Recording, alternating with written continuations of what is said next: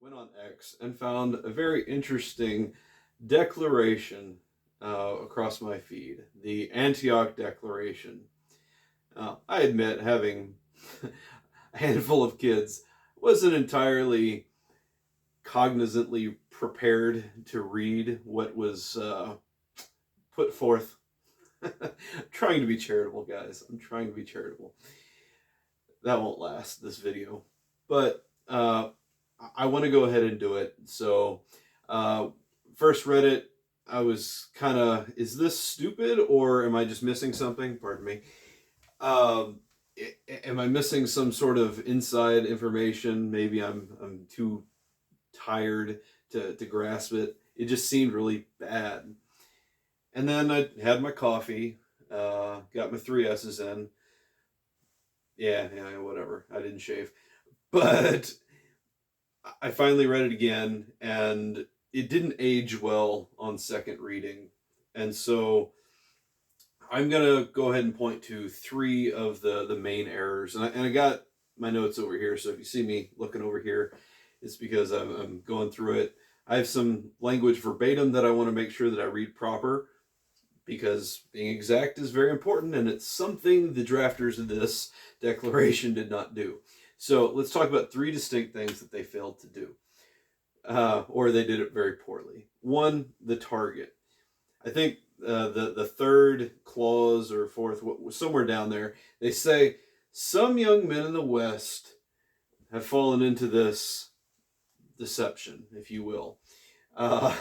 So the authors felt it necessary to point out a specific demographic that they have to talk to. Hey boys, we got to take you out and have a little discussion out by the woodshed. The problem with this is, can women in the West not also have these errors, these civic errors, if you will? Of course they can. What about men in the East? Say little Danny Lee in South Korea, he's reading some same sources and still comes to the same errors. Okay, my point is that the authors felt it necessary to target Western men, saying that this error is somehow the fruit of something that they're dealing with. And to some degree, they might be right, because Western men have been degraded. The cis white male in America, and I guess you could say in Europe as well, to some degree, not as much, has been vilified. And there is kind of a rejection of the modern narrative coming through those people. Fair point. But why you feel it necessary to point it out in this declaration, it doesn't make a whole lot of sense if you just say, this exists in the culture, east, west, wherever, it doesn't matter. It's still wrong. So them pinpricking a specific demographic is very, very eye-opening. And it's very, it seems like a betrayal to a lot of people, because it seems like the Moscow Voice, and I know certain people who are the authors of this are not necessarily Moscow, because you have a Brit and you have an Arizonan, whatever. But it seems like that voice is synchronizing a little bit with white dudes for Harris, and I'm gonna go ahead and say it. Like, guys, you have completely bought into the leftist paradigm of how things are. There it is. Period. Either it's a sin that can infect anyone, or it's a sin that apparently is rooted in white maleness, or at least that's where it's blossoming, if you will, like a little Edelweiss flower. However, the second problem is it's just sloppy with its language all over the place. Let me give you an example. Before I do that, let me use Doug Wilson's very own words. He said this multiple times in multiple blogs and mob blogs, if you will.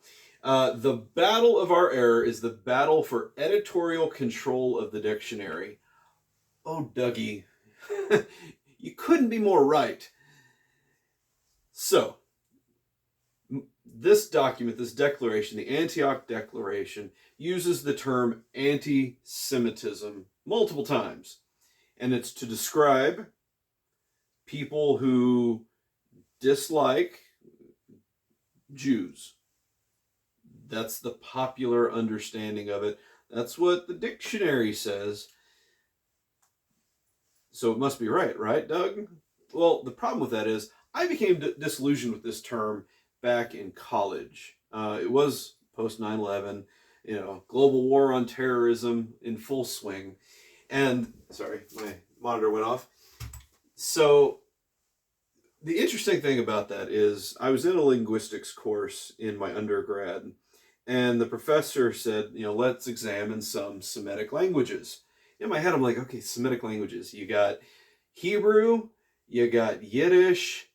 Can I name another? Maybe finance? I don't know. What the hell's a Semitic language? And then he started talking about Semitic people. And he started talking about all these ancient Near East languages, Akkadian, Arabic, Ethiopian, even Carthage. All these people are Semitic. Yet, here in the 20th and 21st century, when you hear the word anti-Semite, it only means anti-Jew. And the problem is, the people who fought for the editorial power over the dictionary have decided that that word only means anti-Jew. Okay, so further in the Declaration, they say that Jews don't control everything, but somehow they got control of the dictionary, or at least that one word. And so you continue to use that word, anti-Semitism, to mean anti-Jewism, but you won't put that in the Declaration because, like I said, it's sloppy. So, my goodness, guys. I don't want to demean the PhD level of Dr. James White, Dr. Joe Boot. I don't know if Doug Wilson's a doctor. He doesn't flaunt it, but my goodness, guys. You didn't spend any time to define the words you're using, and so now you're using words just because they're the common understanding of words without actually giving a minute to define it. It's just, hey, don't do the anti-Semitism. It's bad, bro. What does that mean? And that gets me to the third point, why it's important that you have definitions. Now, the third point is church discipline. If you follow me on X, or if you follow this YouTube channel, you'll see a video on this YouTube channel about church discipline gone wild.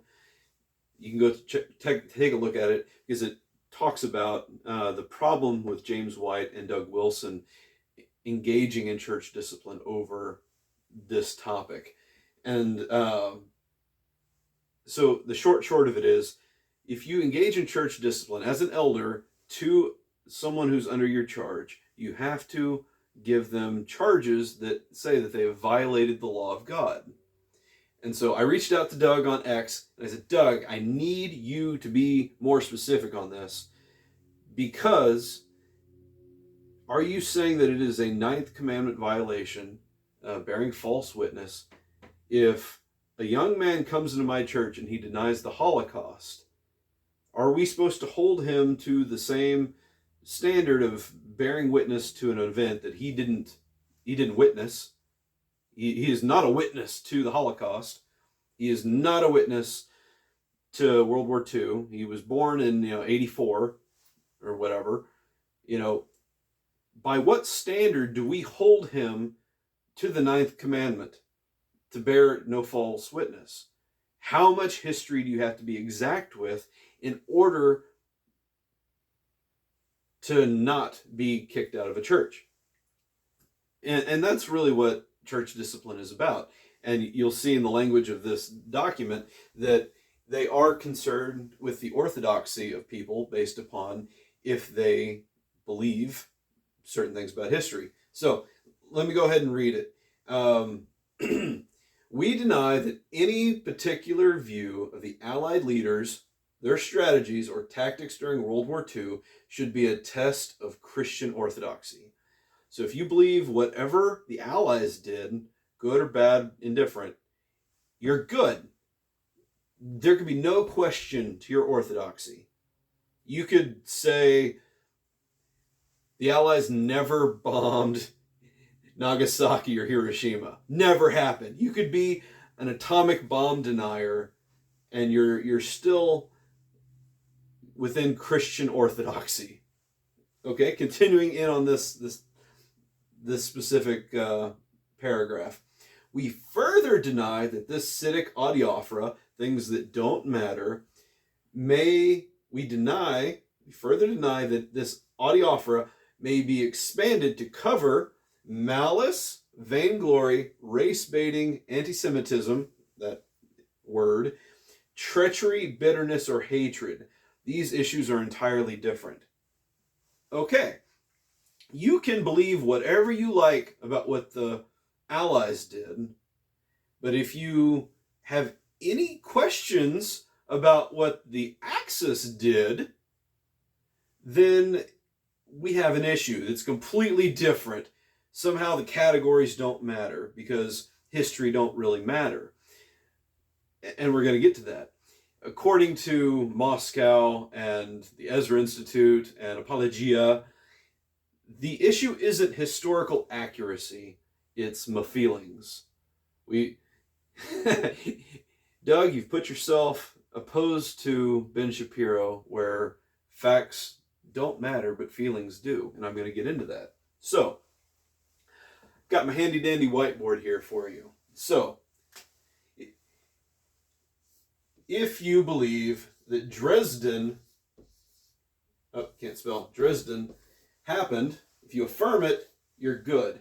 If you deny it, you're good. Okay? Now we're going to talk about the big H. The 6 million dead. If you affirm it, you're good.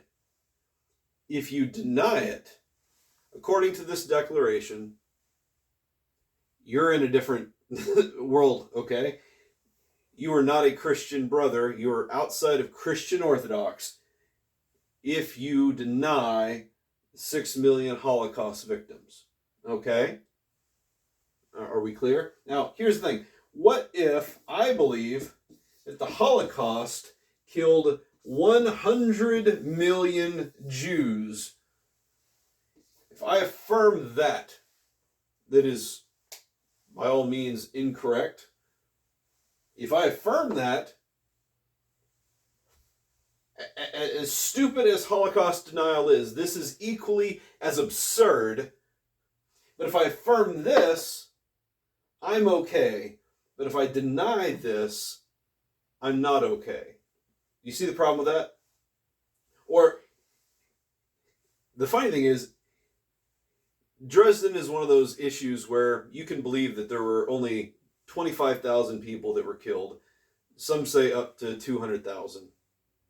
We can debate this number, and we can have that debate.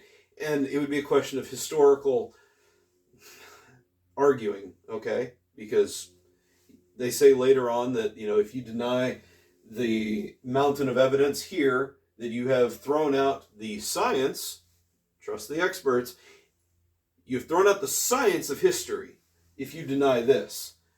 But we can debate this, and it's perfectly clear. If you debate this, you're not a Christian. Debate this, Christian. Debate this, not a Christian. Okay? That's what they're saying with this declaration. Declaration of incompetence. Okay? So, moving forward. Facts over feelings. The facts are debatable, except this one. We can refute and we can debate these. This we cannot. Here's where it gets really funny. You ready for this, guys? If we say we'll say 500,000 people died at Dresden. If you're happy about this, yay, we killed those German sons of bitches. If you're happy about this, you're a Christian. If you're sad about this, you might not be a Christian because you got some sympathies for the swastika people. Okay? Ain't that a bitch? Now here, Holocaust. If you're happy about the Holocaust of 6 million, you're a bad person. If you're sad, it's a sad face, you're a virtuous person. You're in line with everyone else. Okay? Now here we go at the Holocaust. If you're happy about the 100 million Jew Holocaust, you're probably a bad person. And you would be. I'll just go ahead and say that. But if you're sad about this, if you're sad about something that didn't happen, then you're a lunatic. But at least you are sad because Jews died. You're still good in orthodoxy because you're sad about the Jews dying. Now, what gets even crazier about this, what if you have a Nazi who affirms the 6 million, but he's also sad about it because he's repentant? Well, now we're splitting some definitions. You're like, oh, okay, well, through Christ, and forgiveness, you can have that. What if you also have a Nazi who affirms that the 6 million happened, but he's sad that it wasn't more? So my point is that we are basing orthodoxy both off of the feelings and to some degree historical data. But we won't talk about other historical data. The truth is, the feelings, the happiness, the sadness over these events is what is determining orthodoxy to these drafters of the Antioch Declaration. And I'm sorry to say that when it comes to church discipline, I'm going to need a little bit more than I feel sorry for people who died in antiquity. I don't give a shit about the Phoenicians. I don't. I don't mourn. I don't say, oh my goodness, they were conquered. Poor Phoenicians. What am I going to do? I'm going to tear my shirt. I don't give a shit. And you shouldn't either. And your orthodoxy shouldn't be fucking linked to whether or not you do this or not. It's stupid. You're a bunch of idiots. My goodness. What caused y'all to think that this declaration was a good idea? What in your wildest dreams said, you know what, we really need to wake up and just ignore everything and decide that we need to make a stance against this windmill that we can tilt against? It doesn't make any sense. And because it doesn't make any sense, the execution of the church discipline that you're trying to impose, because Doug, let's be clear, you did say that if you're an elder, you need to read this and sign it. Sign it for what? If you're not willing to parse out this before a local session or a presbytery and say this person erred because they liked this but denied this, it's just complete nonsense. You guys are so off the rails. It's strangely pathetic. And I'm sorry for it. I'm halfway sorry for the language that I use because I don't know if YouTube's going to allow it. But it's just so stupid that you would put that out there. I've lost so much respect for you guys. Even if I agree, disagree, even historically, I affirm the Holocaust. I affirm the Wannsee Conference. And the final solution, that was very, very bad. And it was historical, and you can point to it. Primary sources are fun. However, when you pull this shit, it's no good for anyone. Because it doesn't make sense. You guys are an 18-year-old in the back of a sedan fumbling at a bra strap. It's so amateurish that you don't even know what you're doing, and it's pathetic. The language that you used is so inexact, so wide, and so easily to be abused, I can't take you serious. In fact, you got me like on the side of people that I kind of disagree with, and it kind of irritates me that I'm having to be on the side of Holocaust deniers because your response to them is so bad and it's so stupid. Have a good week, guys. We got, what, 8 days till Thanksgiving. Be thankful that you're not under the charge of the people of Moscow or the Apologia Church, whatever it is. Have a good one.